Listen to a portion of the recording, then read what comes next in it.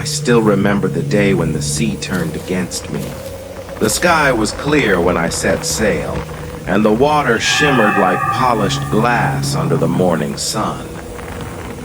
My boat, small but strong, had been my only companion for months as I hunted legends, tracing maps drawn by men who'd vanished centuries ago. I wasn't chasing gold or glory, I was chasing silence, the kind of silence that follows you after losing too much. The waves were calm that morning, but beneath their peace, I sensed an invisible pulse, a rhythm older than time. I ignored it. My compass needle danced nervously, refusing to settle. I tapped it once, twice, and then it stopped, completely frozen. That was the first sign. I told myself it was nothing, that the magnetic field was misbehaving, that every explorer meets strange readings near forgotten waters. But deep down, I knew I'd crossed into somewhere unrecorded, somewhere that had erased itself from the world. The wind began to change. It came not as a breeze, but as a whisper, low and deliberate, like the breath of something ancient waking up. Clouds gathered fast, folding over each other in shapes that looked like faces screaming through fog. The horizon disappeared. Then came the storm. It rose with no mercy, waves as tall as buildings, rain cutting like glass, thunder splitting the sky. I tried to steer, but my boat spun like a leaf. Water filled the deck. My maps tore apart and vanished into the Black Sea. A flash of lightning struck near enough to blind me, and in that flash I saw, just for a second, a shadow of land ahead, glowing faintly through the rain. I prayed to every god I knew and aimed for it, letting the storm carry me. When I opened my eyes again, it was quiet. The storm had vanished. My boat was half-wrecked, resting on black sand. The sea behind me was still, eerily flat, and the air tasted like iron. I stepped onto the island. My boots sank deep into the wet sand. The silence was thick, so heavy it felt alive. The trees that bordered the shore had silver leaves that caught what little light broke through the clouds. Mist curled around their roots like smoke. I felt watched, though I saw no one. The island smelled of rain, salt, and something sweet, like decaying flowers. My first thought was survival. Check the boat, find fresh water, locate shelter. But another voice, small yet persistent, whispered inside my mind, explore. Maybe it was the adventurer in me, maybe madness, but I followed it. The jungle was dense and strange. Birds that didn't look like birds glided silently from branch to branch. Their eyes shimmered blue even in shadow. The ground pulsed faintly underfoot as if the island breathed. I marked my path with rope and broken twigs, careful not to lose direction. After an hour of wandering, I reached a clearing where the trees grew in a perfect circle. In the center stood something that didn't belong. A massive stone temple half swallowed by vines, carved with spiraling symbols. The sight froze my blood.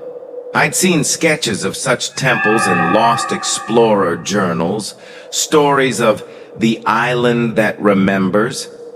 I thought they were myths. Yet there it stood, defying centuries. The temple doors were huge, built from black stone. Across them ran cracks glowing faintly with golden light. I felt the same pulse again, stronger now, thudding in rhythm with my heartbeat. Against every sane instinct, I pushed the door. It opened effortlessly, releasing a gust of air so cold it cut through my bones. Inside was darkness, vast and echoing. My flashlight beam trembled across ancient murals, paintings of men offering treasures to the sea, then drowning in it. The deeper I walked, the heavier the air became. It smelled of wet earth and forgotten prayers. At the heart of the chamber stood a chest bound in chains, its metal rusted but humming faintly like something alive. Above it were markings I couldn't read, though one symbol resembled an eye shedding a tear. My hands shook as I reached out. The moment my fingers brushed the chain, a sound filled the temple, a low hum building into a deep groan. The ground shivered. Dust fell like snow from the ceiling.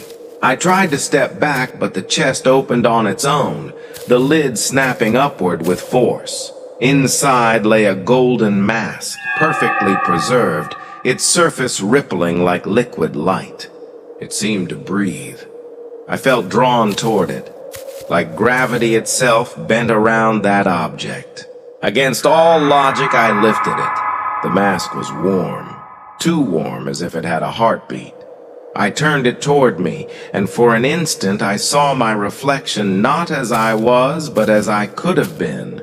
A man rich, powerful, immortal. Then the reflection blinked. My blood ran cold. I dropped the mask. The sound echoed like thunder. The temple roared. Walls cracked. From the darkness came a scream, not human, but deep and endless. The sound of rage older than humanity. Golden light poured from the cracks, flooding the floor like molten fire. I ran. My flashlight died, replaced by the glow of collapsing stone. Outside, the sky had turned blood red. The ground heaved beneath my feet as though the island itself was alive, rejecting me. I sprinted through the jungle, branches tearing at my clothes. I reached the shore just as the first wave struck. A tidal wall taller than any I'd seen. Somehow, my broken boat was still there. I jumped in, pushed off, and paddled with every ounce of strength left. Behind me, the island screamed again, then began to sink, swallowed by the sea. I drifted for hours, or maybe days. Time lost meaning. When dawn came, there was no sign of the island. My compass still refused to move, but the wind carried me toward familiar waters.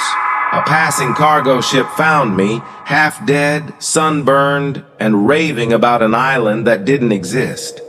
They laughed at first, then noticed the burns on my hands, the exact shape of a mask. Years have passed since then, but I still wake up at night hearing the hum of that chest. Sometimes I dream of silver trees and black sand. Sometimes I see the mask floating just below the surface of the sea, waiting. I've spent every day trying to convince myself it was a hallucination, that I imagined the entire thing.